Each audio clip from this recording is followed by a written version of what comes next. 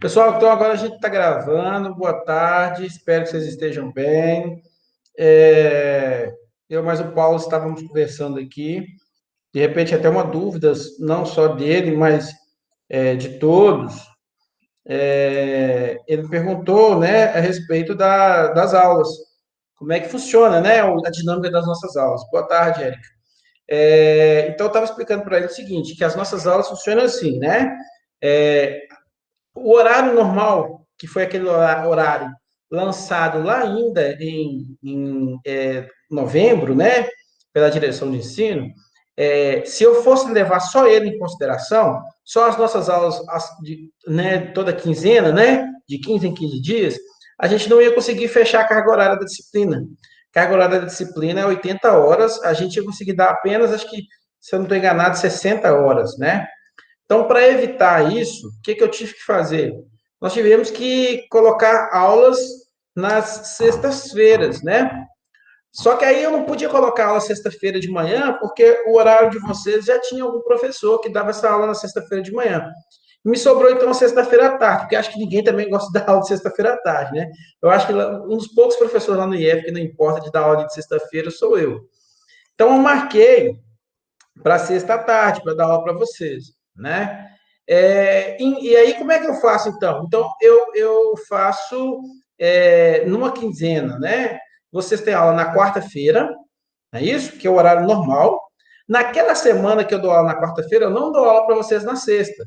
Eu dou aula para vocês na outra sexta, na semana seguinte, tá certo? Porque a gente teria aula numa quarta, aí faltaria uma semana, na outra a gente teria aula. Então a gente fica assim, a gente tem aula numa quarta, aí na outra semana numa sexta, na outra semana quarta, sexta, e a gente fica assim, tá certo? Então toda semana nós temos aula, ou seja, na quarta, ou seja, na sexta. Lembrando que as aulas da sexta, de novo, eu coloquei essas aulas para a gente conseguir matar a carga horária, né? Porque senão ia acontecer o que aconteceu com a turma de estatística experimental do semestre passado. Eu não pude terminar com a turma de estatística experimental do semestre passado, por quê? Porque falta um pouquinho de hora ainda, falta para eles acho que 20 horas também. Porque não deu tempo de terminar com a carga horária, porque as aulas eram só de 15 em 15 dias, né? Então, com aulas agora de 15 em 15 dias, a gente consegue vencer esse horário e terminar a aula, né? Terminar fechar o diário todinho com todas as aulas dadas, a gente não precisar de voltar, por exemplo, em maio ou junho para terminar essas aulas, tá? Então é por isso, às vezes vocês vão ficar um pouco perdido aí, é essa a razão, tá bom? Professor, e por que você não dá aula toda sexta? Porque numa sexta-feira eu dou aula para vocês né, para a turma de vocês. Na outra semana, a outra, né, na mesma sexta, no mesmo horário, aí eu dou aula para a turma de melhoramento, né? Teoria do melhoramento. Então, eu intercalo com as aulas de vocês na sexta-feira. Ok? Bom, eu vou apresentar aqui que a gente precisa conversar rapidamente a respeito dessas aulas, inclusive, dessas aulas que a gente está tendo. Deixa eu só apresentar aqui. Acredito que a partir de. E, gente, fica à vontade, pode fazer qualquer pergunta aí, tá? Para a gente esclarecer bem. Você acha que vocês estão vendo minha tela, né? Alguém pode me dar um feedback? Está conseguindo ver minha tela aí tranquilo? Tá tudo certo, pelo menos aqui para mim. Beleza. Então, aqui, ó, esse é o Moodle, né? É o Moodle que aparece para vocês também. Então, aqui, ó, tá aqui, ó, datas de aulas e provas, né? Então, tem os planos de módulos virtuais, datas de aulas e provas aqui, ó. Quando a gente clica em datas de aulas e provas, tem todas as aulas que a gente está tendo aí. Eu estou seguindo esse horário aqui à risca. Quando é que esse horário deu um probleminha aqui e não funcionou do jeito que a gente esperava? Nessa aula aqui, ó. Porque essa aula de determinação de sexo e herança sexual, eu tinha programado para ser uma aula. Só que ela não deu para uma aula, o assunto é grande, determinação de sexo é grande, herança sexual também é grande. Esse aqui nós tivemos que dividir. Então, no dia 20 do 1, eu dei aula de determinação do sexo, mas não dei de herança sexual. E aí fui falar de herança sexual no dia 29 do 1, né? Aí fui falar de alelismo múltiplo e mutação no dia 3 do 2, né? E no dia 12, eu deveria falar de ligação. Mas aí eu não consegui falar de ligação gênica. Por que eu não consegui falar de ligação gênica? Porque o professor estava de licença médica, eu fiz uma cirurgia no dente, né? Eu fiz uma cirurgia de implante dentário, né? Aconteceu que o implante dentário, ele deu um edema muito forte na minha boca, eu fiquei com a boca muito, muito inchada, eu não estava conseguindo falar, então não tinha como eu dar aula para vocês, mesmo que eu fechasse a câmera, porque eu não conseguia nem conversar direito, eu estava com a boca toda costurada, deu muito ponto, teve que dar ponto no céu da boca, porque eu tive que fazer enxerto de gengiva. Então, eu não estava dando conta de dar aula, né? Estava muito incomodado. Então, nesse dia 12 eu não consegui dar aula para vocês, né? E aí seria a aula no dia 12 de ligação gênica, né? Então, nós acabamos atrasando 2 dias. Hoje é dia 26/2, deveria ser prova, tá vendo aqui? Mas não vai ser prova. Por quê? Porque hoje eu vou falar sobre ligação gênica com vocês. Bom, e aí, professor, como é que nós vamos fazer então? Bom, o que é que eu preciso ver com vocês? Eu vou ter que marcar, né, uma aula para a gente falar sobre isso aqui, alteração da estrutura e no número de cromossomos, né? A gente precisa achar um dia desse para falar sobre esse assunto, mas eu estou pensando em jogar esse assunto para a prova 3, tá? E não falar dele agora. Então, a gente fechar a matéria da prova apenas com esses três aqui, ó. Seria determinação do sexo, herança sexual, né? Alelismo múltiplo e ligação gênica, né? Esses três assuntos aqui que a gente ia fazer da próxima prova. E que dia que eu estou com intenção de fazer essa prova com vocês, né? Bom, eu estou com a intenção de fazer essa prova com vocês lá para o dia, a gente podia marcar a abertura de prova para o dia 3. Eu poderia fazer ou até antes, eu posso marcar essa abertura de prova no dia 1º, por exemplo, não tem problema não. Agora vocês já sabem como é que funcionam as provas, basta eu fazer as questões lá e colocar e deixar que vocês vão fazer essas provas. Para a turma da zootecnia, de melhoramento, que teve o mesmo problema que vocês, eu deixei aberto o período de prova bem longo. A princípio, eu tinha falado com eles para abrir, para deixar, né, 10 dias de período de prova. Aí eles solicitaram, não, professor, deixa 15 dias, então, de período de prova. Então, a prova vai ficar disponível para eles 15 dias lá. Eu até fiquei preocupado, ó, vocês largam a prova para às vezes 15 dias, vocês esquecem de fazer as provas. E aí depois acumula. Eles falaram que não ia esquecer, não. Prometeram para mim que não ia esquecer, não. Então, eu tenho intenção justamente de, no dia 1º, liberar essas provas, já deixar a prova lá pronta para vocês começarem a fazer, tá? No dia 3, nós vamos ter aula. Que aula que nós vamos ter no dia 3? Aí a aula no dia 3 vai ser, provavelmente, alteração e estrutura do número de cromossomos. Eu não sei se eu vou continuar com essa dinâmica aqui. A gente vai ter que organizar um pouquinho só as datas de... Só os conteúdos aqui, tá certo?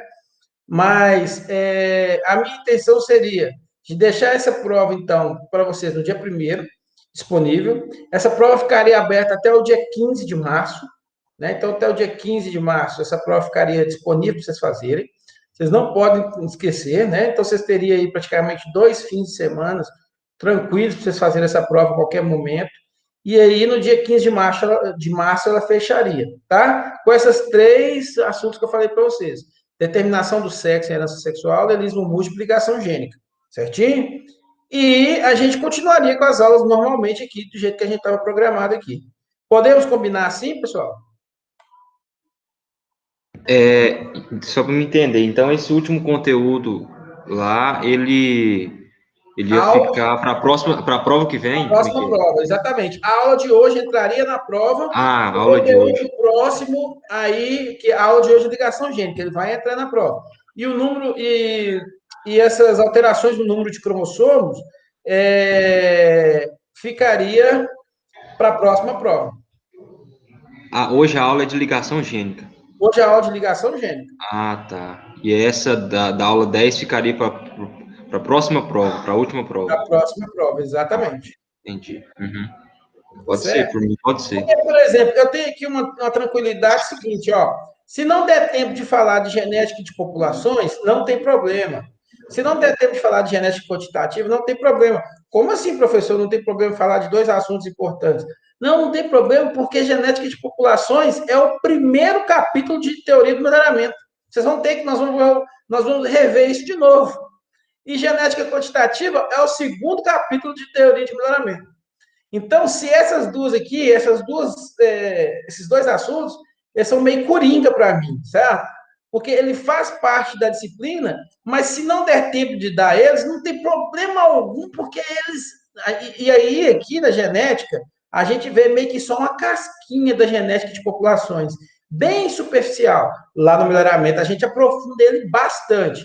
O mesmo acontece com a genética quantitativa. A gente vê só um pouquinho aqui, uma casquinha de genética de quantitativa, aí lá no melhoramento a gente aprofunda bastante. Esses dois capítulos aqui é a base do melhoramento animal. A gente precisa estudar ele muito bem. Por isso que ele é o capítulo 1, capítulo 2 de teoria do melhoramento, tá certo? Então, por isso que eu posso pegar esse aqui tranquilamente, essa alteração na estrutura e no número de cromossomos, jogar ele para cá. Se não der tempo de eu falar desses dois aqui, eu estou tranquilo, porque eu sei que a gente vai ter esse assunto aí tranquilamente lá no melhoramento, muito melhor do que na genética. E eu sou professor de teoria de melhoramento, então eu posso fazer isso. Eu tenho certeza que vocês não vão ter prejuízo. Ok? Beleza. Então tá. Então, ó, dia 1º, tá? Eu vou depois escrever lá no grupo, né? Por isso que eu tô gravando isso aí, para quem for assistir já entender. Dia 1º, eu vou disponibilizar a prova para vocês. Ela vai ficar aberta até o dia 15, às 23h59, tá? E aí é aquele mesmo dinâmico, uma prova com 10 questões, né? Aí vai ter múltipla escolha, né? Vai ter todos aqueles tipos de prova. Eu não sei como os professores estão aplicando prova para vocês, eu não sei se está sendo da maneira que eu estou aplicando, tá? Mas esse jeito eu estou achando que está funcionando bem. A gente funcionou muito bem no semestre passado assim, está funcionando bem nesse semestre também. Ah, professor, como é que vai ficar essa questão de prova? Para eu passar? Bom, serão 3 provas, cada um vai ser responsável por 25% da sua nota. Então, você vai ter 25% da primeira prova, 25% da segunda prova, 25% da terceira prova. E os outros 25% serão das sabatinas que a gente está fazendo. No final, quando eu pegar todas as sabatinas, a gente reúne todas essas sabatinas e contabiliza e coloca como a sua quarta nota de prova, tá certo? Bom, se tudo não der certo, ainda tem a prova final, que eu espero que vocês não precisem dela, né? Se Deus quiser, vocês não vão precisar da prova final, não. Mas se precisar, nós temos ainda a prova final, tá? Então, funciona desse jeito. O regulamento do IF Goiânia, ele fala que o professor tem que dar pelo menos 80% das notas de um aluno em provas e 20% em qualquer outra atividade. Eu estou fazendo um pouquinho mais, né? Eu estou dando 75% em nota e 25% que são essas sabatinas que nada são mais do que exercícios que vocês fazem ao final de cada aula, né? Então, eu estou cumprindo o regulamento até mais do que eu deveria, né? Por isso que a gente está fazendo dessa forma. Ok? Combinado? Combinado, beleza. Mas hoje nossa presença está bem baixinha, né? Somente o Paulo, a Érica, estou vendo aqui a Júlia e a Suziane, né? Lembrando, pessoal, quem não participa dessas aulas desses momentos 5, ele leva uma falta pela falta do momento síncrono. Se ele não faz as atividades, aí ele leva as outras 4 também, tá certo? Se o aluno, então, participou do momento síncrono e não fez a atividade, 4 faltas. Não participou do momento síncrono, mas fez as atividades, aí leva só uma falta, tá bom? Então tem que ficar muito atento a isso aí, porque tem alguns alunos que estão ali no limite das faltas ali, tá? Tem que tomar muito cuidado isso aí. Eu tinha feito uma continha antes, sabia o seguinte, se o aluno faltar todas as momentos síncronos, mas fazer todas as atividades, ele não se reprova por falta, tá certo? Dá para ele fazer isso. Então, aqueles alunos que estão assistindo as aulas depois, tem que ficar muito atento para não deixar de fazer os momentos, as atividades, tá certo? Bom, então vamos lá, pessoal. Deixa eu fechar um bocado de janela aqui e abrir para nós a aula de hoje. Nós vamos falar então de ligação gênica. Opa, eu estou lá na teoria do melhoramento, ó.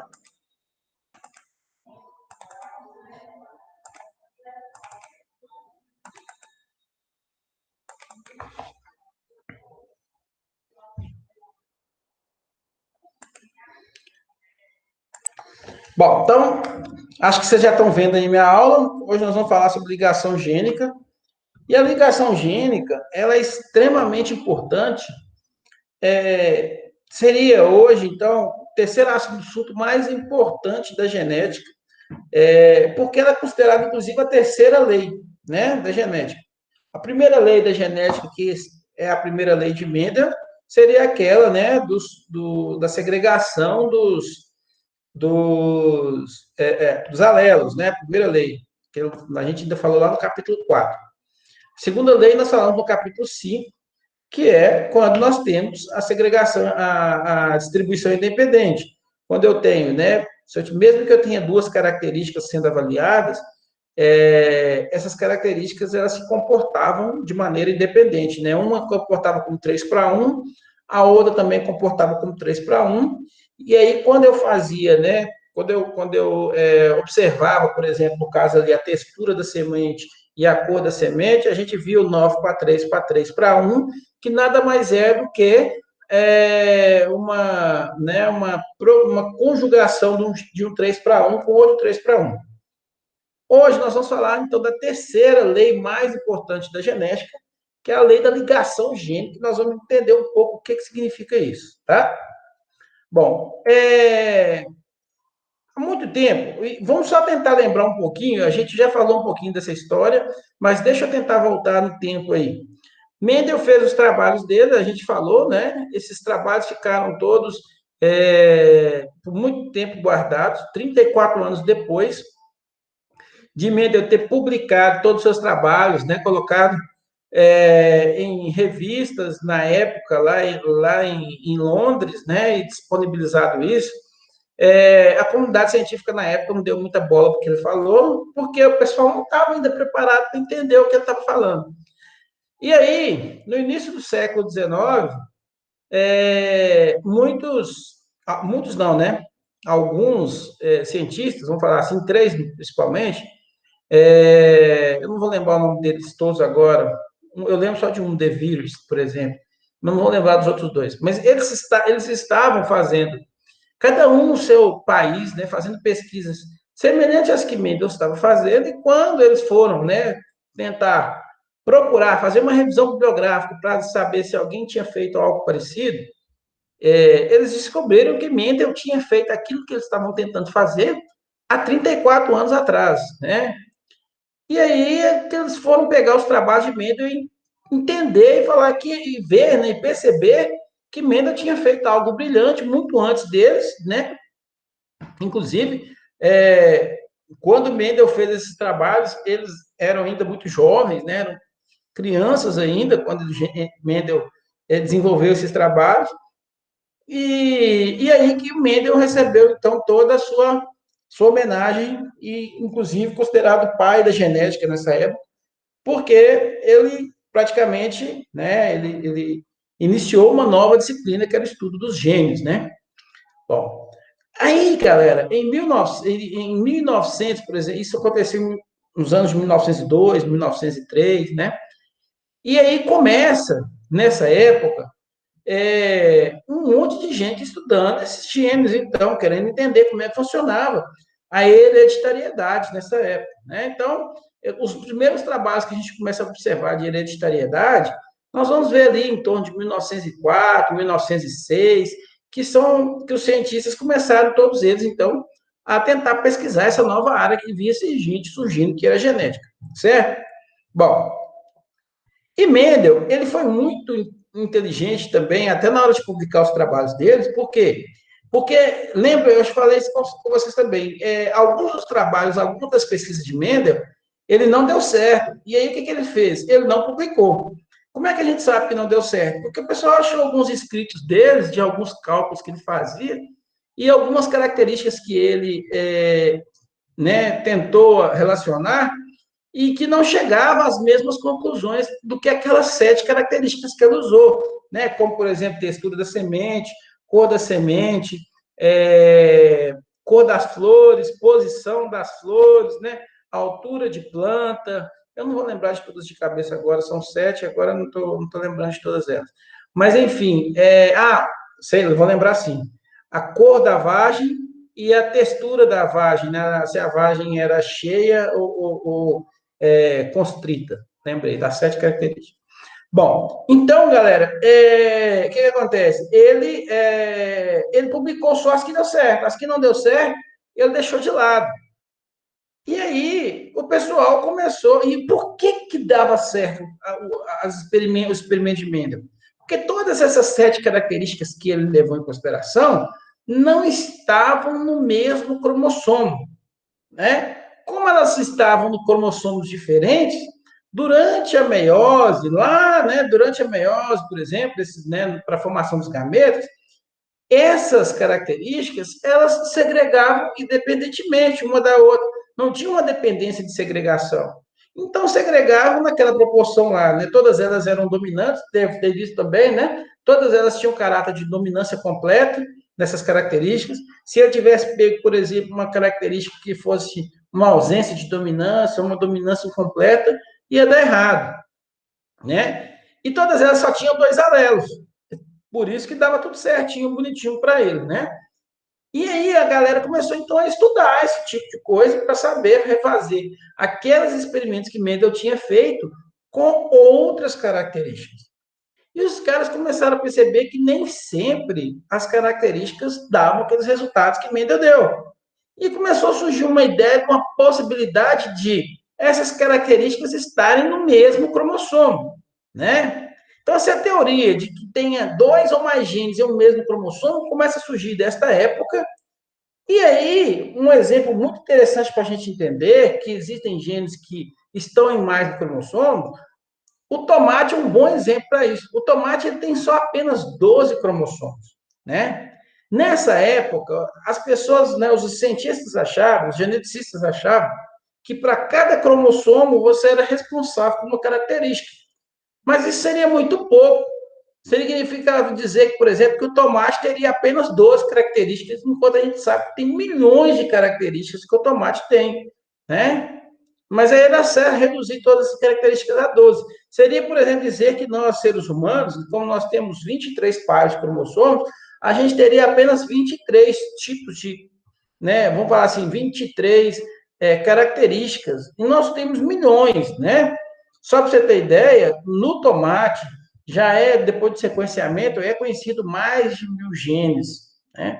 Se você dividir aí 1.000 aí por 12, vai dar aproximadamente 100 genes por cromossomo, né? Então, fatalmente, vai ter características que estão no mesmo cromossomo. E aí a gente começa a ter um certo diferenciamento quando uma característica está no mesmo cromossomo. Por quê? Porque ela não vai segregar independentemente, como se ela tivesse em outro cromossomo. Se essas características estão no mesmo cromossomo, aí eu tenho um problema, porque toda vez que um cromossomo for selecionado durante a meiose para ir para uma célula, essas características irão junto, né? Então não tem como separar essas características e não tem como chegar àqueles resultados que Mendel chegou, certo? Bom, quando eu tenho genes em um mesmo cromossomo, a gente chama isso de grupo de ligação. Se é um grupo de ligação, por que seria um grupo de ligação? Significa aquelas características que estão juntas no mesmo cromossomo, tá? Então, elas formariam um grupo de ligação, né? Eu poderia ter, por exemplo, no tomateiro ali 12 grupos de cromossomo, onde 12 grupos de ligação, onde cada um desses grupos de ligação conteria aí, por exemplo, 100 genes aproximadamente, né? Lembrando, o tomate tem muito mais do que 1.000 genes, tá? 1.000 genes que o tomate tem são os sequenciados e os conhecidos. A gente sabe que o tomate tem muito mais do que isso, né? É esperado que o tomate tenha pelo menos milhões de genes, mais ou menos o tanto que nós temos, né, em termos de genes aí, tá? Bom, 2 camaradas motivados pelos trabalhos de Mendel, o nome deles é Bateson e Punet. Punet até vocês conhecem, vocês vão lembrar de Punet. Punet é responsável por aquele quadrinho lá de distribuição, quando a gente faz o cruzamento. Aquele quadrinho de cruzamento, quando você coloca, por exemplo,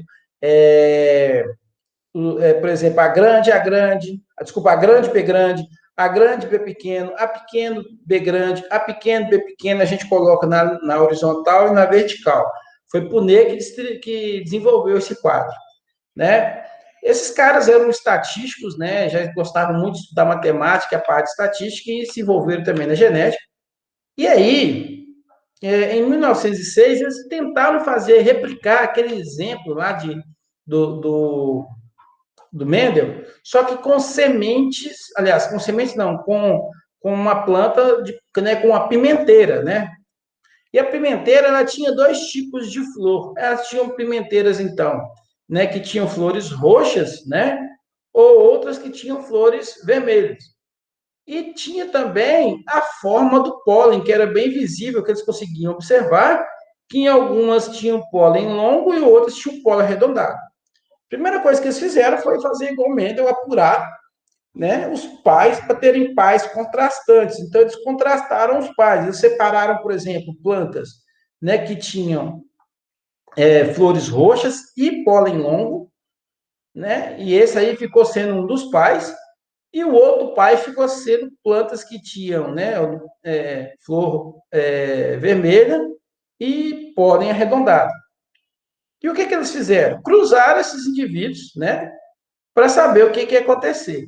Eles já sabiam que a flor roxa era dominante em relação à flor vermelha e sabia também que a flor longa era dominante em relação que o pólen longo era dominante em relação ao pólen redondo.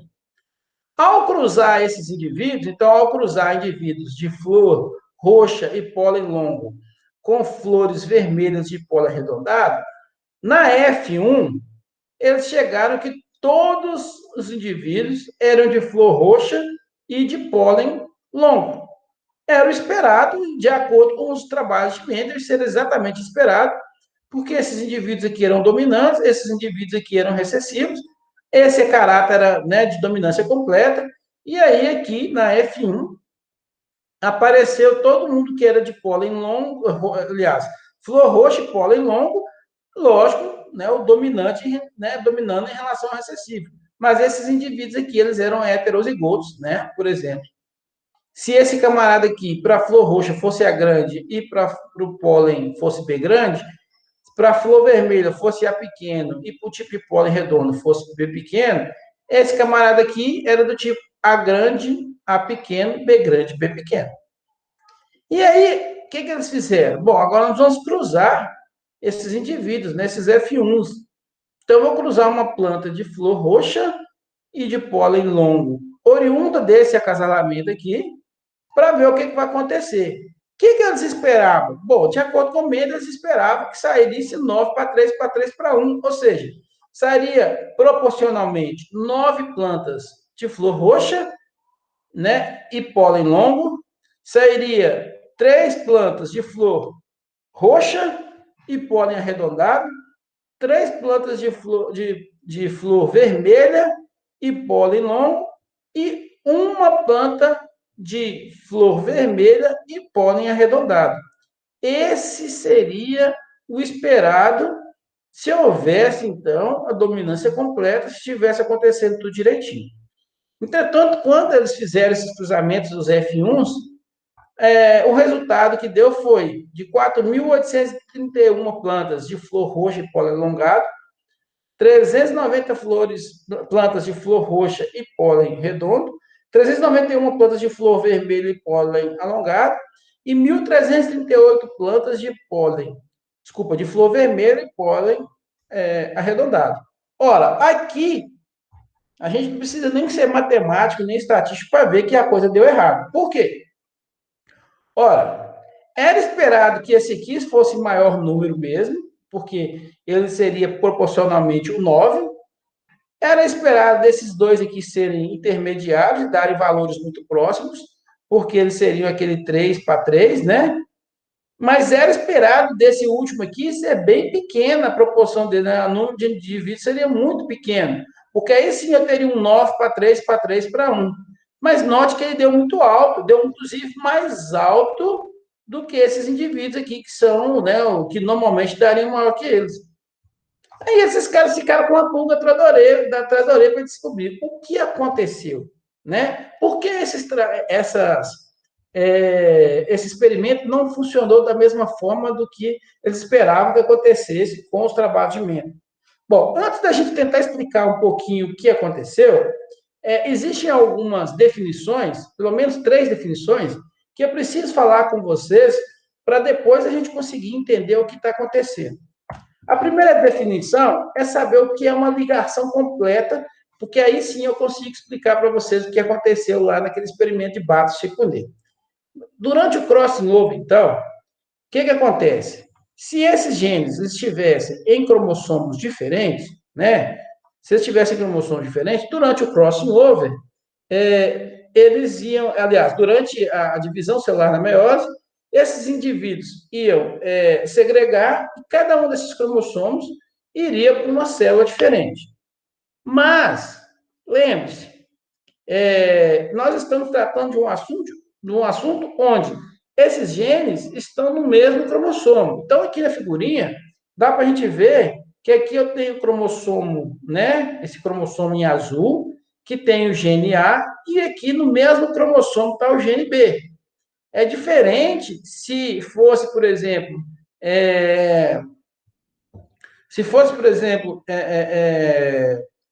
os trabalhos de Mendel, um gene estaria aqui em um cromossomo e o outro gene, que o gene B, estaria no outro cromossomo.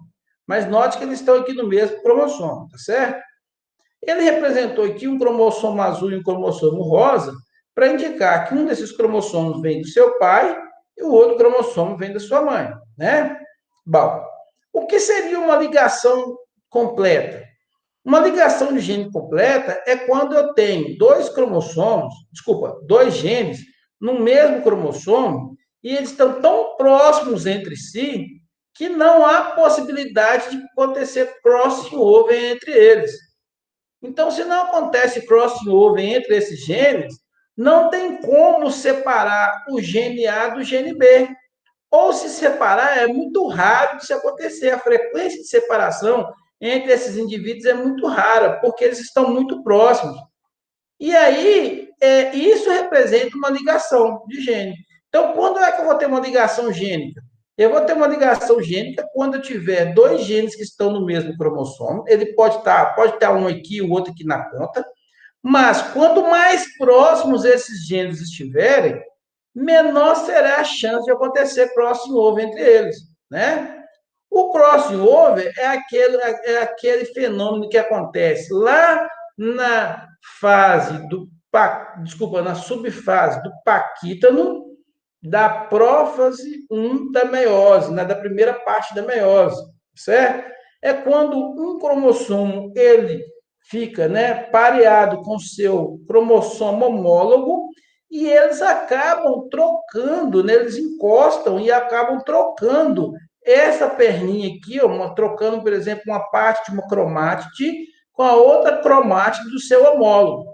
Quando ele faz isso, por exemplo, se ele encostar essa parte aqui que a gente está vendo, que essa outra parte aqui, na hora que ele encostar, durante o crossing over, se isso acontecer, o que vai acontecer? Vai acontecer que esse pedaço aqui vai ser A grande, B grande, e aqui vai aparecer um A pequeno, B pequeno, que deveria estar no homólogo, mas não está no homólogo, vai aparecer no mesmo cromossomo aqui, né? E aí depois, quando ocorrer a meiose 2, esse camarada aqui vai para um lado, essa cromátide, e essa cromátide vai para o outro lado. E ela acaba carregando esses alelos aqui recessivos, né? Junto com esses aqui. Pode, professor, acontecer de trocar só um pedacinho do A com o A e o B permanecer? Pode, mas isso vai depender o quanto o A e o B estão longe ou não. O que se sabe é o seguinte: quanto mais longe 2 genes estão, mais fácil ou maior é a chance de acontecer crossing over entre eles. Quanto mais perto 2 genes estão, mais difícil vai ser para acontecer crossing over entre eles. Então, aqui é um bom exemplo, né? Isso aqui é um bom exemplo de uma célula, onde eu tenho aqui uma célula com 2 genes, né? O alelo A grande e B grande de um lado, o outro alelo A pequeno e B pequeno do outro. Então, esse indivíduo aqui seria um indivíduo heterozigoto, né? Ele ia ser do tipo A grande, A pequeno, B grande, B pequeno. Mas lembrando que o A grande e B grande estão em um gene que veio de origem paterna e o outro, o A pequeno e B pequeno, né? Veio da mãe de origem materna, então. Se esses genes estiverem muito próximos entre eles, terá mais formação de indivíduos A grande, B grande, como gameta, e de indivíduos A pequeno, B pequeno, porque esses caras não vão se dividir. Então, quanto mais próximos A for de B, maior chance vai ser de acontecer esse gameta e esse gameta aqui durante a meiose. Mas pode acontecer de haver um crossing over entre eles, né? E esse A grande, por exemplo, ser trocado com um A pequeno aqui. E aí apareceria esses dois tipos que vocês estão vendo, que é quando o indivíduo é o A grande B pequeno, é como se fosse esse A grande trocasse com esse A pequeno para cá. Então teríamos aqui um gameta A grande B pequeno e o outro que é o A pequeno B grande.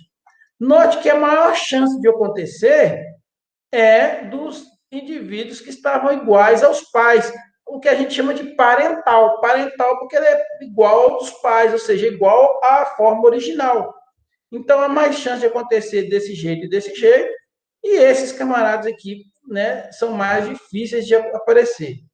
Se esses genes estivessem distantes, aí a chance desses camaradas aqui aparecerem seria extremamente grande, tá? Bom, e a gente vai chamar de ligação incompleta quando esses genes não estiverem muito próximos entre si, quando eles estivessem em uma certa distância que permite a ocorrência de crossing over entre eles. Então, não confunda. Quando eu dizer ligação incompleta, significa que os genes estão tão próximos que dificilmente vai acontecer ligação, desculpa, um crossing over entre eles. Quando esses genes estão muito longe, significa que a chance de acontecer crossing over entre eles é extremamente grande, tá? Existem um conjunto de genes que, antes de um gene terminar, o outro já começa, né? Então, isso pode acontecer, que é a sobreposição de genes. É quando você tem genes completamente ligados.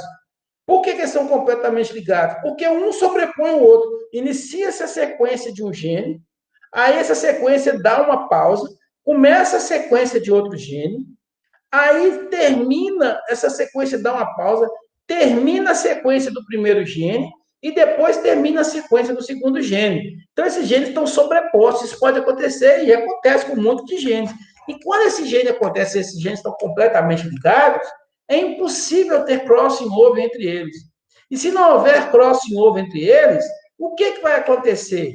Vai acontecer que vai formar só gametas de dois tipos, ou seja, só gametas desse tipo, que é A grande e B grande, porque onde tiver um A grande e um B grande vai estar junto, porque eles estão muito pertinho um do outro, e vai ter só genes formados do A pequeno e B pequeno, porque significa que onde tiver um A pequeno, o B pequeno também está junto, porque está muito pertinho.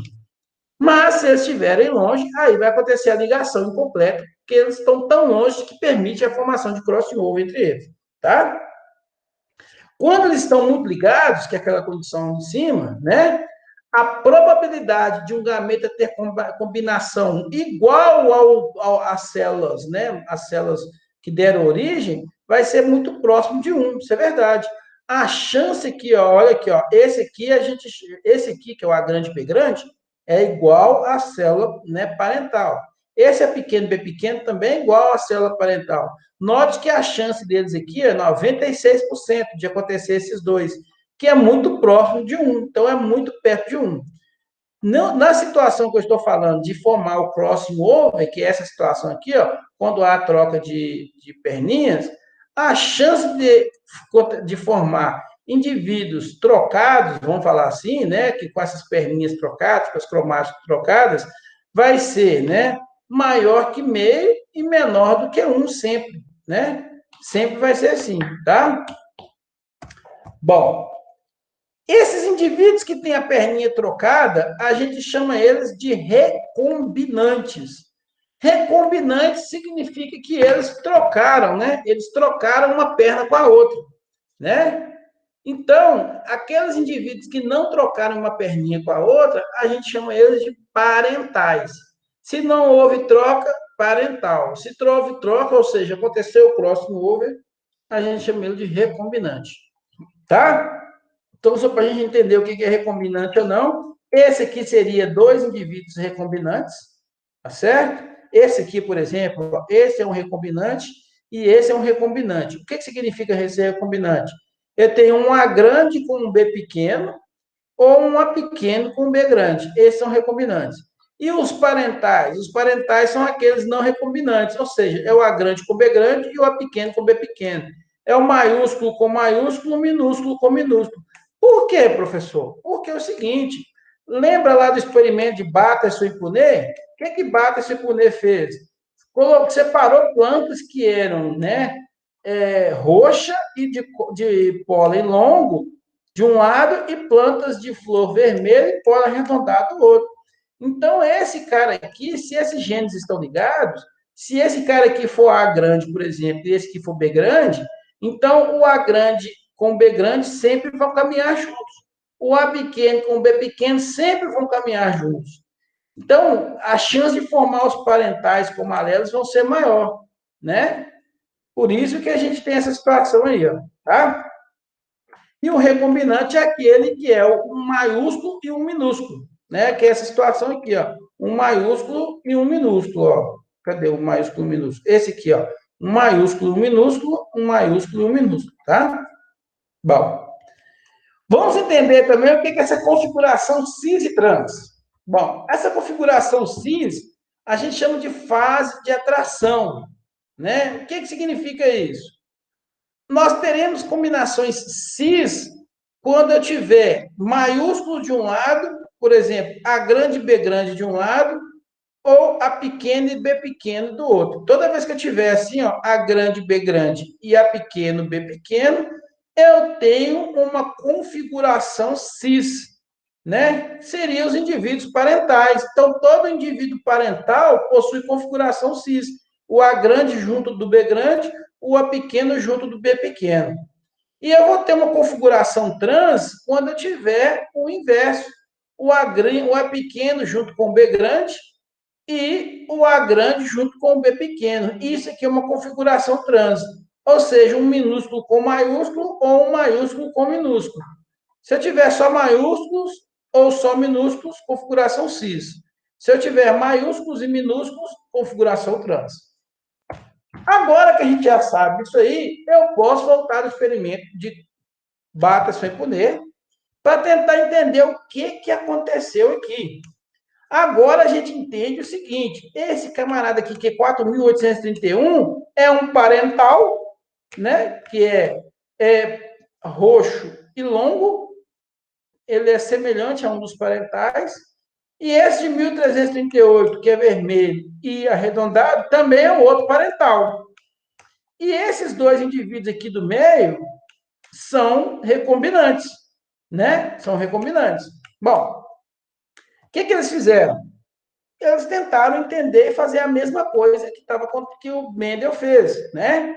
Começaram, então, a pegar e contabilizar esses valores.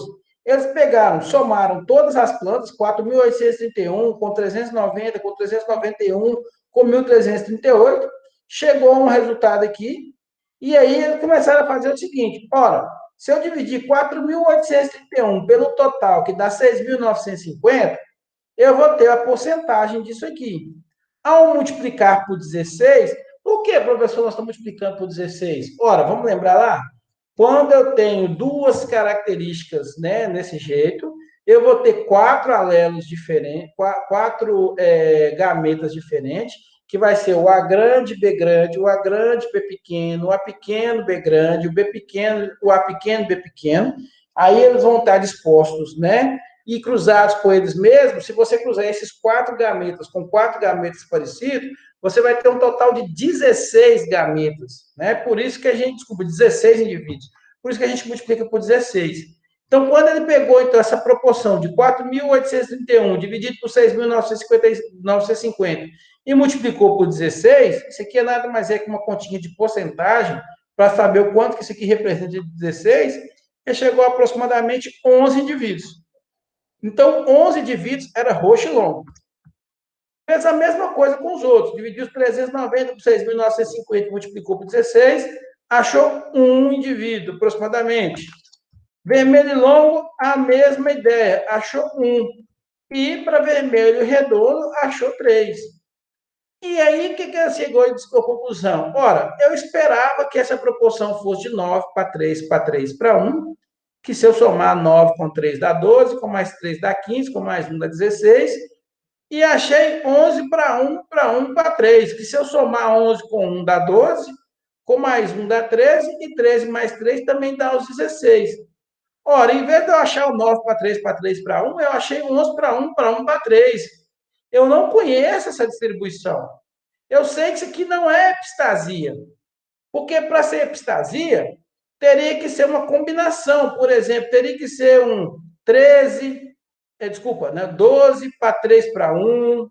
Teria que ser um 9 para 7, que seria o 3 com 1 junto, né? Teria que ser um 9 para 3 para 4, que é o 9 com esse 3 e esses dois aqui juntar, né? As epistasias são combinações de 9 para 3 para 3 para 1, né? Mas esse número aqui é um número completamente maluco. Eu ainda não cheguei, eu nunca tive essa distribuição. Então, toda vez que você tiver uma distribuição maluca dessa, que você não reconhece como sendo epistasia, que você não reconhece como sendo um problema de dominância incompleta, ausência de dominância, genes letais, é causa de ligação gênica. Significa que essas características, né, cor de flor e tipo de pólen, né, shape em inglês é tipo, né, tipo de pólen,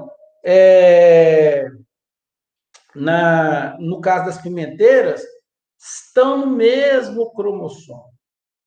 E como eles estão no mesmo cromossomo, eles não vão seguir o 9 para 3 para 3 para 1. Eles vão seguir uma distribuição que vai depender de quanto esses genes estão próximos ou não entre eles. Se estiverem muito próximos, haverá menor chance de formar recombinantes. Se estiveram muito distantes do cromossomo, existe uma chance grande de formar recombinantes. Então, isso foi a conclusão que esses dois camaradas, Bata e Ciconet, chegou. Então, eles entenderam o seguinte, né, que os indivíduos que eram parentais era do tipo roxo e longo, que eram esses aqui, né, e do tipo vermelho e redondo. E os indivíduos que eram recombinantes, ou seja, que tinham aquela configuração trans, era o roxo e redondo e o vermelho e longo, né? E aí eles sacaram o seguinte, ó, se esses genes estão ligados, quanto mais perto esses genes estão, maior será a dificuldade de formar recombinantes. Quanto mais longe esses genes estão, mais fácil será de formar os recombinantes, porque o recombinante só vai ser formado quando houver crossover. Se esse crossover, mas quando houver crossover entre esses genes, né? Então, se esses genes estão muito pertinho do outro, muito próximo, a chance de acontecer crossover é muito pequena. Se eles estiverem completamente ligados, ou seja, quando um está sobreposto ao outro, nem vai ter crossover, é impossível ter crossover. Mas à medida que esses caras estão mais longe no cromossomo, aumenta a chance de formar recombinante. E eu posso usar, então, dessa dinâmica, dessa distância entre dois genes, para calcular a distância entre eles. Como assim, professor? Ora, se a formação de dois recombinantes vai depender de quanto mais próximo ou mais longe esses genes estão, então a gente pode afirmar que aquelas características que têm maior chance de formar recombinantes significa que os genes estão longe. Aquelas características onde tem dificuldade de formar recombinantes significa que os genes estão próximos. Eu posso calcular a distância entre dois genes através da porcentagem de formação de recombinantes. E aí, como é que eu calculo uma porcentagem de formação de recombinantes? Ora, eu vou pegar e somar o número de recombinantes, dividir pelo total e multiplicar por 100. Isso aí eu vou chamar, então, de distância entre genes. E a minha unidade de medida vai ser unidade de distância, ou, muito mais tempo depois, os caras deram uma homenagem a Morgan, que foi o camarada que fez as mesmas pesquisas que Mendel fez em plantas, só que na parte animal, né? No caso aí, com drosófilos. E deram o nome, então, dessa unidade de medida em centimorga. Então, nesse experimento de Bata-Chiconet, se eu quiser saber qual era a distância entre o gene que determina a cor da flor e o gene que determina o tipo de pólen, bastava eu fazer o quê? Para saber essa distância entre eles? Eu calcular essa porcentagem dos recombinantes. Ora, não basta pegar o número de recombinantes, somar eles, dividir pelo total e multiplicar por 100. O número de recombinantes é fácil. Eu tenho aqui 390, que é do roxo e redondo, e 391, que é vermelho e longo. Eu somo esses dois e divido pelo total, que é o 6.950 lá, ó. Então, se eu dividir a soma desses dois, 781 por 6.950 e multiplicar por 100, como forma de porcentagem, eu vou achar que isso aí dá em torno de 11,24%, e esses 11,24% representa, 11,24 unidades de distância, ou, em homenagem a Morgan, 11,24 centimorgan, certo? Professor, por que é importante eu saber a distância entre genes? Ora, você pode, a partir da distância entre genes, se você sabe, por exemplo, que esses caras não têm, uma distribuição independente, se não está acontecendo 9 para 3 para 3 para 1, ou aqueles que a gente já conhece, que é epistasia, ou distância, ou, por exemplo, se não está acontecendo, por exemplo, a ausência de dominância, dominância incompleta, os genes letais, significa que está acontecendo, significa que esses genes estão ligados. E se esses genes estão ligados, eu posso começar a fazer esse cálculo de distância entre esses genes. Eu poderia, por exemplo, montar um experimento para avaliar qual seria, como seria a distribuição de um gene A em relação a um gene B, e aí ver qual foi a porcentagem de recombinantes. A partir da porcentagem de recombinantes, eu teria, por exemplo, a distância entre o gene A e o gene B em centimorgan, que nesse exemplo aqui a gente está dando um exemplo de 13,2. Depois eu montaria um experimento entre B e C para ver qual é a distância de B em relação a C. Aí eu posso ver qual vai ser a porcentagem de recombinantes que vai formar entre B e C, Feito isso, eu vou achar, então, a distância aqui, por exemplo, de 6,4 centímetros, e aí eu posso propor que a distância entre A e C vai ser de aproximadamente 19,6 centimorgans, Aí, se você fizer aqui, ó, entre A e B, e somar com B e C, você vai achar uma diferençazinha, você vai achar aqui 13,2 mais 6,4, dá 19,6 centimorgan. Se você fizer diretamente entre A e C, você vai achar uma distância menor, que é 18,5. Por que tem essa diferença, professor? Por causa do comprimento do cromossomo, É o comprimento do cromossomo B, que em relação a e C, por isso que dá essa diferençazinha aí, tá certo? Bom, a partir desses mapas cromossomos, a gente consegue, então, tentar identificar dentro de um cromossomo quais são as características que estão naquele cromossomo e a distância entre eles.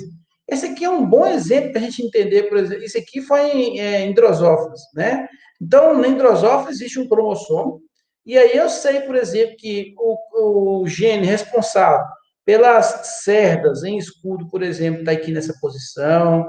O gene responsável pela cor de olhos brancos está nessa posição aqui. Das asas fechadas. Se é isso mesmo? Fechadas? Não dá para ter aqui. Está nessa distância. Ou seja, a partir desses experimentos, de formação de recombinantes, você consegue formar por exemplo, aqui, ó, cor bronze, a cor do corpo bronze, cor de olhos de framboesa, Você consegue, então, dentro de um mesmo cromossomo, saber qual é a distância entre esses genes. Isso é extremamente importante, galera. Tá? Por que isso é extremamente importante? Digamos que você, até para o melhoramento, digamos que você queira, por exemplo, fazer seleção para uma característica que é difícil de você fazer mensuração. Ou às vezes você precisa depender de abater o animal. Vou dar um exemplo. Você precisa de fazer uma seleção, por exemplo, de uma característica relacionada à qualidade de carne. Vamos lá, força de cisalhamento. O que é força de cisalhamento? É a quantidade de força necessária para você conseguir romper as fibras da carne, por exemplo. Certo? Isso tem a ver com a maciez da carne. Mas para eu avaliar a maciez da carne do animal, eu preciso abater ele, pegar essa carne e avaliar se ela realmente é macia ou não. Só que uma vez que eu abati o animal, como é que eu vou fazer para ter filhos dele? Eu matei ele.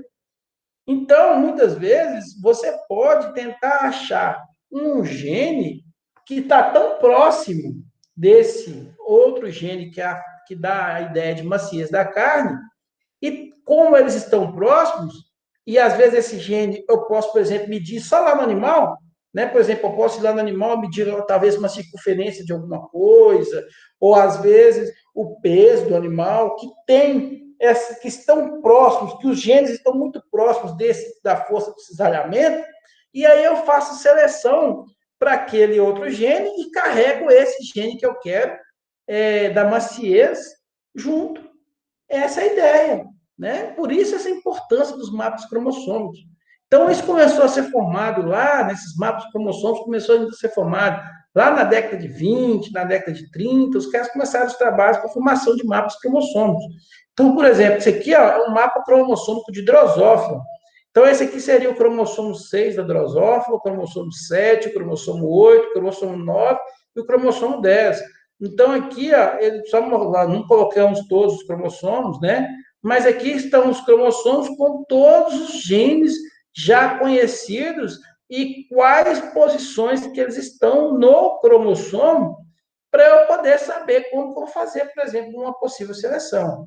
Lembrando que se eu estiver trabalhando com dois genes que estão em cromossomos diferentes, aí vai ser aquela primeira e segunda lei de Mendel.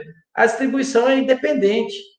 Mas, se esses genes estão no mesmo cromossomo, aí eu tenho que ficar atento, porque se eles estiverem muito próximos, dificilmente vai ter recombinantes, e eu posso fazer seleção deles, mas se eles estiverem muito longe, pode acontecer os recombinantes e eu posso ter uma formação de indivíduos diferentes do que eu imaginava.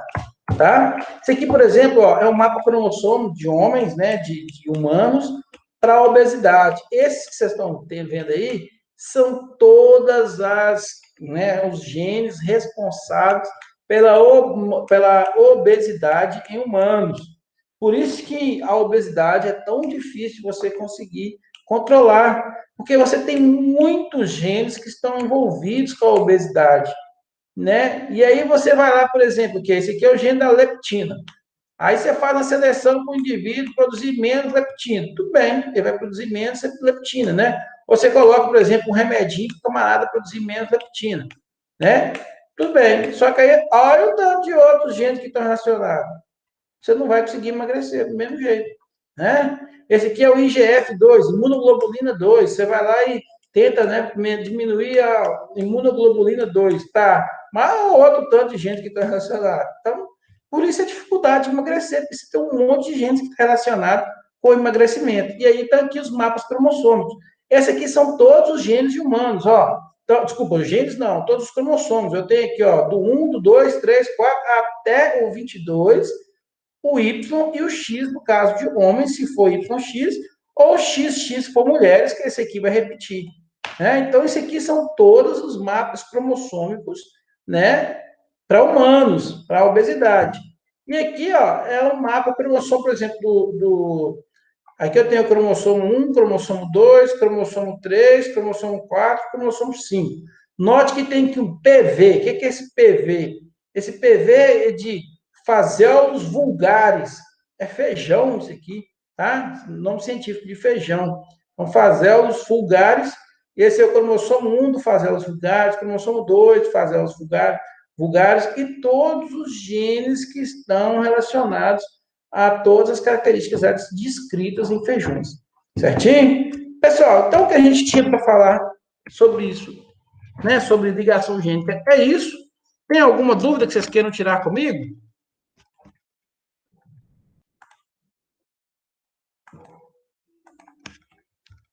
Tranquilo, professor. Tranquilo aí? Bom, eu vamos fazer a chamada agora rapidinho aqui para vocês. Enquanto isso, se vocês tiverem alguma pergunta, vocês podem fazer. Eu vou interromper o compartilhamento, tá? Se tiver alguma pergunta que vocês queiram fazer, fiquem à vontade. Enquanto a gente prepara aqui a chamada.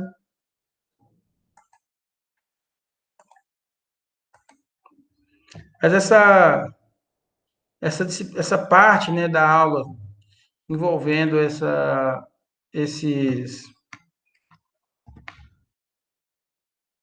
ligação gênica, eu acho muito bacana. É uma área que eu gosto demais da conta de trabalhar.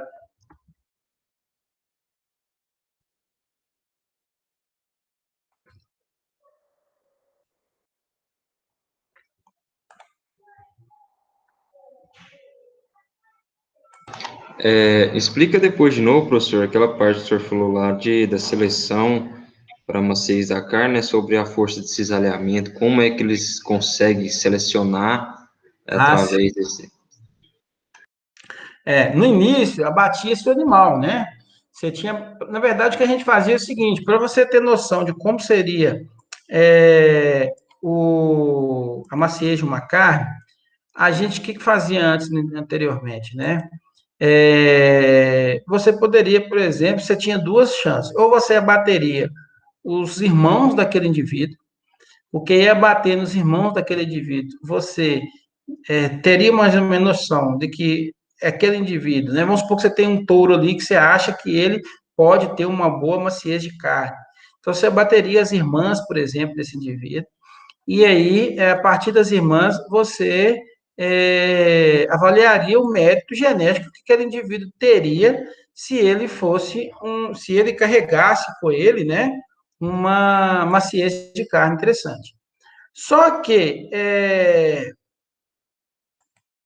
a gente consegue também identificar algumas características que possuem relação entre elas. O que seria essa relação? A gente vai falar depois, num outro momento, sobre correlação genética. A correlação genética ela é causada ou porque dois genes são ligados, igual a gente já viu, ou por causa de um outro assunto chamado pleiotropia, que é quando eu tenho um gene relacionado a duas características. Fato é que essa correlação, o que ela me permite? Ela me permite saber que dois genes podem ser selecionados usando apenas um deles, né?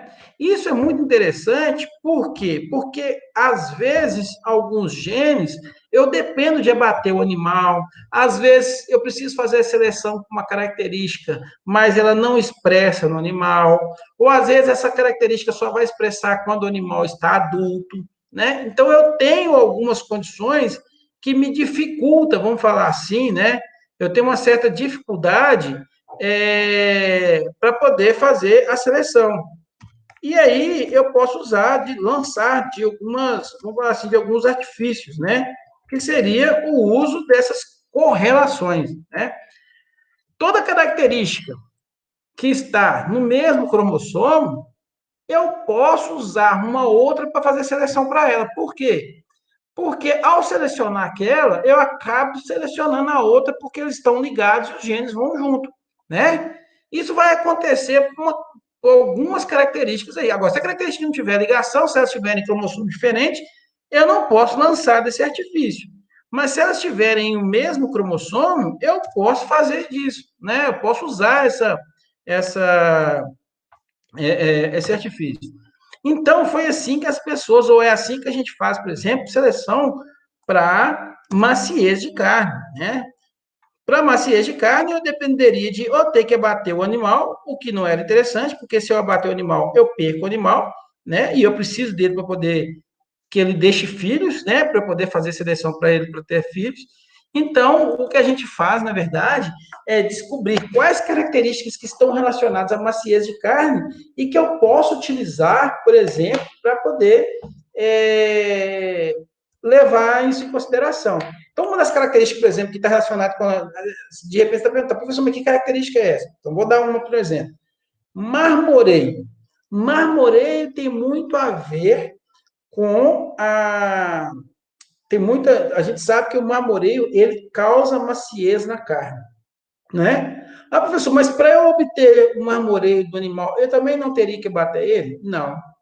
O marmoreio eu consigo observar se eu usar, por exemplo, ultrassom. Eu posso usar um ultrassom, Isso igual um mesmo. ultrassom de mulher, né? Eu uso lá o ultrassom lá nas costas do animal.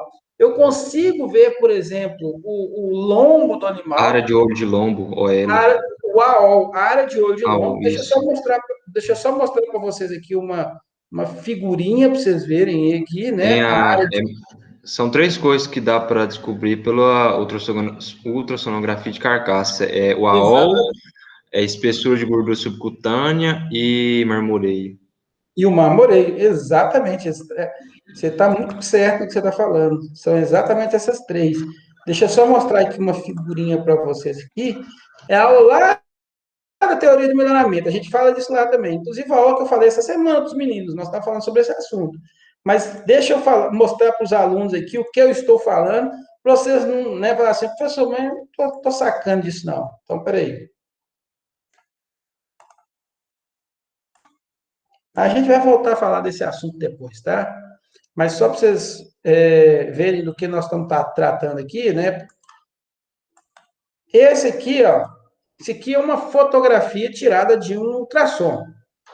Essa aqui é a área de olho de lombo, que às vezes as pessoas não entendem o que a gente está falando. Chamada de AOL, área de olho de lombo. O que significa esse AOL? Né? Então, deixa eu voltar para vocês olharem para mim, para vocês entenderem o que é esse AOL aqui, tá? Ó, deixa eu voltar aqui para vocês olharem para o meu rosto aqui e ver. Esse AOL é como, imagina, vamos imaginar aqui, deixa eu pegar alguma coisa aqui, ó, vamos imaginar que isso aqui seja um boi, né? Finge que isso aqui seja um animal, tá certo? Então aqui teria a cabeça do animal, aqui a cauda do animal, as patinhas estão aqui. Imagine que você fez uma secção do animal aqui, ó. Você cortou o animal bem no meio dele, tá certo? Lá entre a sétima costela dele, por exemplo, desculpa, a sétima vértebra. Não, sétima não, a 11ª vértebra. Entre a 11ª vértebra, eu venho e passo uma faca que corto ele no meio. Se eu cortar ele no meio, e aí a parte que, né, as duas partes que sobrar, eu olhar ela assim, né, olhar assim desse lado aqui para vocês, eu vou ver exatamente isso aqui, ó. Então, isso seria a área de olho de lombo. Por que a gente chama de área de olho de lombo? Porque essa medida, ela veio lá do suíno, né? A galera da bovina que emprestou do suíno esse nome. Por isso, o nome de área de olho de lombo, porque ela representava o lombo do suíno. Nos bovinos, ela não é o lombo do bovino, ela é quem? O contrafilé. Isso aqui é o contrafilé, né, do animal, tá? Então, por isso, a área de olho de lombo, tá certo? Por isso o nome, área de olho de lombo. Veio lá do suíno. Então, quanto maior essa área aqui, mais carne eu vou ter nobre. Mais carne nobre eu tenho. Então, essa aqui é a área de olho de lombo, ela sempre tem essa figura. No suíno, ela é mais arredondada. Nos bovinos, ela tem essa característica aí mais oval, ela tem essa invaginação, né? Por causa da costela. Mas ela é, aliás, a costela não, isso aqui, não, é da vértebra, né? Falando besteira. Ela tem essa invaginaçãozinha por causa da vértebra, mas ela é desse formato que você está vendo aqui. No suíno ela é mais arredondadinha, tá? Então essa é a área de olho de lombo. Essa parte branca que vocês estão vendo aqui, essa primeira linha que vocês estão vendo em branco e a de baixo, é a derme do animal. A primeira a epiderme e aqui a endoderme, né? Vocês podem ver que essa parte branca aqui, bem pronunciada, é o couro do animal, a epiderme, do lado de fora. E entre meio aqui eu tenho a derme, né? Tecido, como é que fala? Tecido epidérmico aqui, né? Aqui no meio, eu tenho o famoso tecido conjuntivo gorduroso, ou espessura, né, de gordura subcutânea, EGS. É a gordura subcutânea do animal, tá? Então, eu consigo avaliar essa distância aqui para saber se o animal tem uma cobertura de gordura boa ou não. E esses pontinhos brancos que vocês estão vendo é o marmoreio. Eu não preciso abater o animal para ter isso, basta pegar o tração e colocar lá. Então, aqui, ó, quando eu falo de espessura de gordura, né, subcutânea, é essa aqui, ó, essa gordura subcutânea. O interessante é que as carcaças têm espessuras mais ou menos desse jeito aqui, com uma certa gordura subcutânea, porque isso protege a carcaça no frigorífico durante o resfriamento. Carnes do tipo desse aqui, ó, que tem pouca gordura subcutânea, elas são penalizadas, né? O produtor tem penalização, porque essa carne, ao ser resfriada, ela tem uma tendência a ficar escurecida. E aí, a indústria, o consumidor principalmente, ele rejeita. Você não compra carne escura nos mercados. Olha, quando você vai no supermercado, qual a cor que você quer que a carne esteja? Vermelhinha. Se a carne estiver escura, é provavelmente porque ela sofreu um resfriamento e não tinha gordura para poder proteger ela. E aí você, né, o consumidor, ele evita esse tipo de carne. Então, ele é penalizado, tá? E aqui, ó, dá para vocês verem, esse aqui é o marmoreio. Olha que bonitinho, dá para você ver o marmoreio. Para quem gosta, isso aqui é carne wagyu, ó. Olha lá o wagyu, como é que é, ó, o marmoreio da carne de wagyu. E aqui são marmoreios, né? São fotografias de marmoreio, é o mesmo ultrassom, só que com capacidade para cor, né? Tem ultrassom, igual você pode fazer ultrassom de criança, que eles chamam de ultrassom 3D, que você consegue ver a foto da criança já colorida. Aqui também você consegue fazer a mesma ultrassom, né, colorido, né, para carne, né? E aqui em Nelore, você pode ver que o Nelore, ele tem, existe gene que você pode fazer seleção para você aumentar o marmoreio da carne no animal. Então, esse aqui seria um animal, né, deixa eu botar aqui, ó, com pouco marmoreio, olha as pintinhas brancas, pouquinha. Esse aqui seria um outro animal já com uma condição de marmoreio começando a aparecer. Aqui já tem um animal que provavelmente a condição de maciez da carne é muito boa. E aqui é um animal excepcional, tá? Professor, essa gordura de marmoreio não faz mal? Não, essa gordura de entremeado não faz mal, não. Faz mal essa gordura branca aqui de fora, ó. Essa gordura branca aqui de fora é uma gordura do tipo meio amarelada. Gorduras meio tipo amareladas são perigosas, tá? Elas são danadas, são ácidos graxos muito complexos, são gorduras muito saturadas e que realmente pode aumentar muito a condição de adiposidade no ser humano. Mas essa gordura entremeada aqui é uma gordura boa, aquela gordura branca.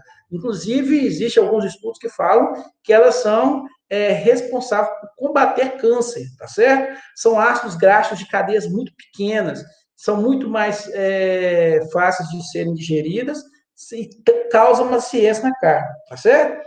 Então, existe uma relação muito alta entre a força de cisalhamento e essa marmoreio aqui. Carnes mais marmorizadas possuem menor força de cisalhamento. A carne é muito mais macia, tá? Isso é só uma pequena partezinha. Gente... Ah, e aqui, ó, só para vocês verem, 3 bifes de Nelore, um Nelore com pouco marmoreio, né? Um Nelore já com uma condição de marmoreio um pouco melhor, e aqui, ó, o marmoreio, que beleza, ó, certo? Isso aqui é uma maravilha. Eu não sei se o senhor sabe, mas tem um pessoal que já faz a seleção de marmoreio Nelore, que é aquele Nelore do Golias, já viu falar, né? Sim, não. Essa parte de estudo de marmoreio de carne é lá ainda da década de 2000 já, né? Nos anos 2000. Vocês ainda possivelmente nem tinham nascido quando começou os trabalhos com marmoreio,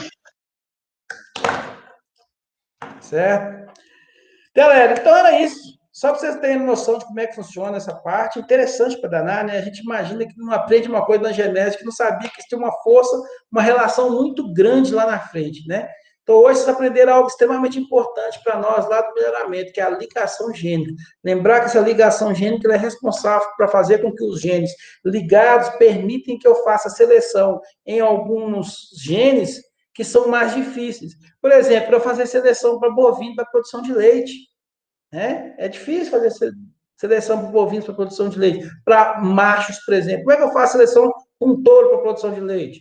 Eu tenho que procurar características que estão, né, que são genes que estão próximos, né, e que eu posso fazer essa seleção no macho, né? Se eu quiser fazer seleção, por exemplo, para né, para, por exemplo, para vacas ainda na fase inicial, para produção de leite, né? Para bezerras, por exemplo, eu posso fazer seleção? Claro que eu posso fazer.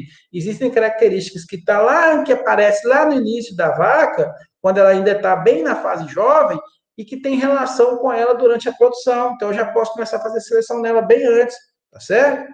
Então, isso é a importância para o nosso curso, que a gente vai ver lá na frente depois, tá? Maiores esclarecimentos nós vamos ter lá na teoria do melhoramento e depois no melhoramento animal aplicado. Beleza? Beleza. Então, pessoal, e a qualidade de carne não é só isso não, tá? Tem um monte de coisa a mais. Tem perda de água, calpaína, calpastatina, tem um monte de outras características que estão envolvidas na maciez da carne, não é só a força de cisalhamento não, tá? Certo, eu já ouvi falar sobre esses calpaína e calpa, como é que chama? Calpastatina, são É, enzimas, né? uhum. Tá bom? Então tá, pessoal. Beijão pra vocês, já fiz a chamada já, tá? Fique com Deus. Até. Professor, Pode falar. as dúvidas em relação à prova, por onde que eu Diga. posso tirar? As dúvidas em relação à prova lá no grupo nosso, ué. Pode mandar áudio lá, então. Pode mandar áudio, pode perguntar. Desde que seja uma dúvida de como resolver a questão, né? Professor, eu não tô, Não, não é tô, antes. não tô conseguindo. Eu vou, então, peraí, né? Às vezes, quando vocês falam isso, eu corro aqui e vou revisar a questão para ver, né? Será que eu fiz alguma besteira? Aí eu leio de novo a questão, não, tá certo. Aí eu aviso lá, a questão tá certa. Pensa um pouquinho melhor. Tá, obrigada. Tchau, pessoal. Então, até mais para vocês. Fiquem com Deus. Até mais, professor. Tchau. Tchau, professor. Com Deus. Tchau, Júlia.